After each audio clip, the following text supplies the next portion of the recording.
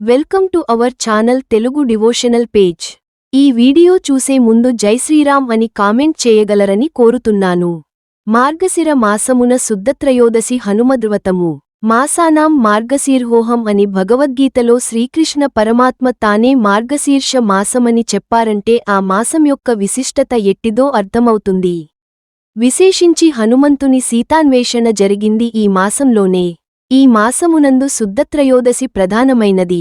మార్గశీర్షే త్రయోదశ్యాం శుక్లాయాం జనకాత్మజ దృష్ట్వా దేవీ జనకాత్మజ మహావీరేణ ధీమతా అనగా ఈ రోజునే హనుమంతుడు సీతాదేవిని చూశాడు. రాముడు ప్రతిరూపమైన ఉంగరం సీతాదేవికి చూపించి సీతాదేవికి దుఃఖని వృత్తి చేశారు. ఈ రోజున హనుమంతుని పూజించిన వారికి కోరికలు తీరి దుఃఖ నివృత్తి అవునని సీతమ్మవారు వరమిచ్చారు. భక్త సులభుడైన హనుమంతుని అనుగ్రహం పొందటానికి దివ్యమైన మార్గం మార్గశిర త్రయోదశినాడు హనుమంతుని పూజించి వ్రతం ఆచరించటం. మార్గశిర శుద్ధ త్రయోదశి హనుమత్ వ్రతం ఆంజనేయ స్వామి భక్తికి ప్రతీకగా, ఆత్మవిశ్వాసం పెంచి, అపజయాలు తొలగించి, విజయాలు చేకూర్చి, శక్తి, భోగాన్ని, మోక్షాన్ని ఇచ్చే కల్పవృక్షం. మార్గశిర త్రయోదశినాడు సువర్చలా సమేత హనుమంతుడిని పూజించి శ్రవణం చేసి హనుమత్ ప్రసాదం తీసుకుని వ్రతం ఆచరించాలి. 13 ముళ్ల తోరాన్ని ధరిస్తారు.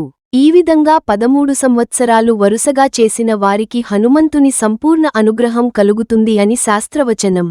విశేషించి ఈ హనుమత్ వ్రతం నాడు స్వామికి అత్యంత ప్రీతికరమైన అప్పాలు, తమలపాకులు, సింధూరంతో పూజలు చేయుట వలన స్వామి కృప కలిగి ఆరోగ్యము, విజయము, మృత్యుభయ విముక్తి కలుగును.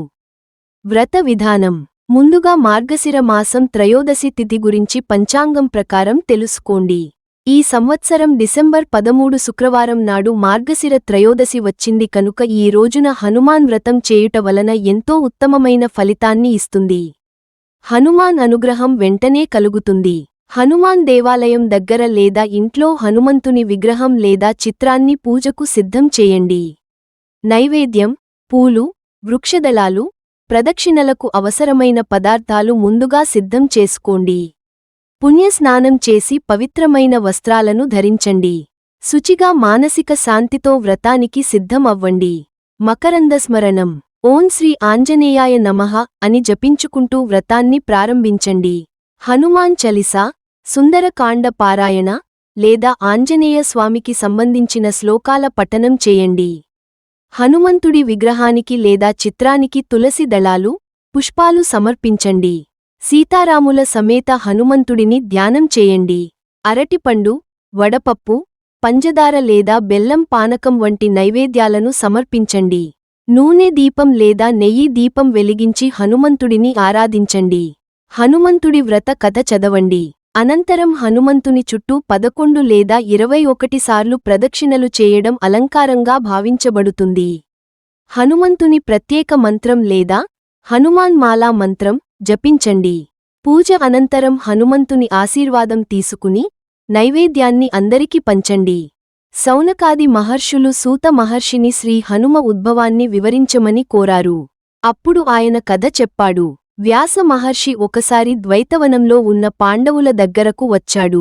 ధర్మరాజు, భార్య ద్రౌపదితో సోదరులు సహా ఎదురు వెళ్లి స్వాగతం చెప్పి లోపలికి ఆహ్వానించి అర్ఘ్యపాద్యాలు ఇచ్చి భక్తిశ్రద్ధలతో సేవించాడు.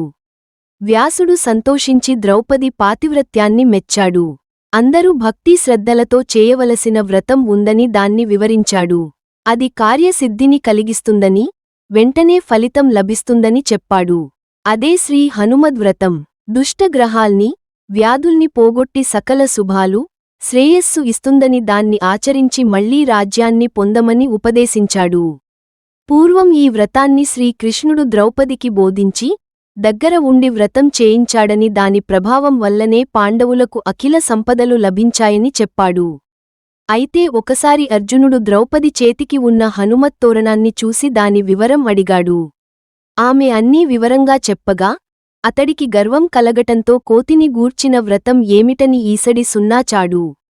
తన జెండాపై కట్టబడ్డవాడు, ఒక వానరుడు అయిన హనుమకు వ్రతం చేయటమేమిటని దుర్భాషలాడాడు.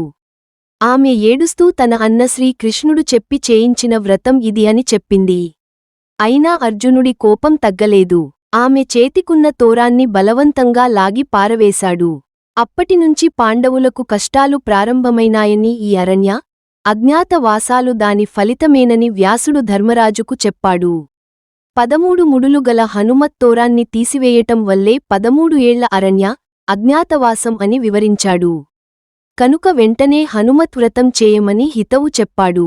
వ్యాసమహర్షి మాటలకు సంతృప్తులై ధర్మరాజు, భార్య, సోదరులతో వ్రతాన్ని విధివిధానంగా చేసి అంతా తోరాలు భక్తి శ్రద్ధలతో కట్టుకొన్నారు.